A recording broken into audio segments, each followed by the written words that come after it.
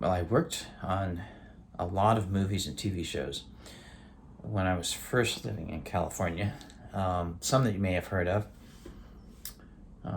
Planes, Trains, and Automobiles. Uh, that became one of my favorite movies, I think. And I worked on it for a couple of days. Got to meet John Candy and Steve Martin. And it took place in Culver City. Um, Laird Studios, I believe it was. I also worked in a Michael Jackson Pepsi commercial. I was one of the screaming, yelling kids jumping up and down when Michael Jackson was dancing to the soundtrack of Bad before that album was even released. And I was one of the underground kids in the Beauty and the Beast TV show that starred Ron Perlman and Linda Hamilton. I had some interesting conversations with both of them. Really nice folks. And went out to eat lunch once with James Avery, who went on to be the father in The Fresh Prince of Bel-Air, and also the Retanya Alda, who were actors. And we went to this deli, I think it was in Hancock Park, and we were wearing our clothes. We looked like we were out of the Road Warrior movie or something. That was pretty interesting. And I worked on Sunset, which was a Blake Edwards film with James Garner and Bruce Willis that took place at most of the scenes that I worked on took place at the 1929 Academy Awards ceremony. And it was shot in the original location where that event really happened in Hollywood, in the ballroom there at the Roosevelt Hotel on Hollywood Boulevard.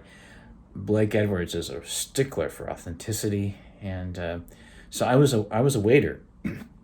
So I had long hair, and they cut it and slicked it back like for the style in the 1920s, and I wore a white tuxedo to distinguish me from the the actors and guests in the audience, and they put me at a table that featured actor Malcolm McDowell, who was one of the main characters in the film also.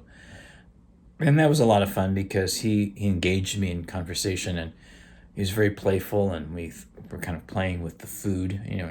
After food is sitting out all day long, you obviously can't eat it anyway. But so we were kind of playing around with it, and that was fun.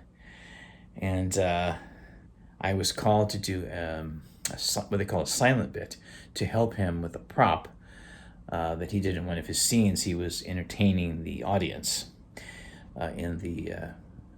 during the Academy Awards performance.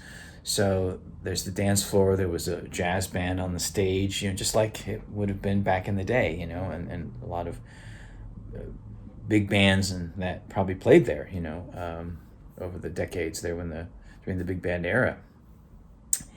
And so I helped him. I think it was this small little round table, and I brought it from backstage, or appeared to be bringing it from backstage, onto the dance floor where he was doing his vaudevillian act.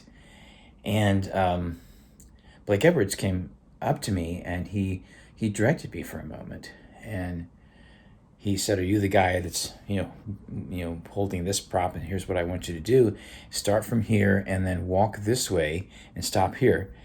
And I said, "Thank you very much." And then he turned around and walked back to his station, where he sat down. He had multiple monitors watching the different camera angles, and I thought, "Wow, I just got directed by Blake Edwards." He directed some of my favorite movies. Wow. So that was quite an experience. And then also I did a movie with Matt Summers in Indianapolis, Indiana. It was kind of a mini documentary called Chameleon. At the time, I had the Niswander band, and we were playing a lot of shows in Indianapolis area primarily, and that played at a film festival, the Alternative Film Festival it was called, there in Indianapolis.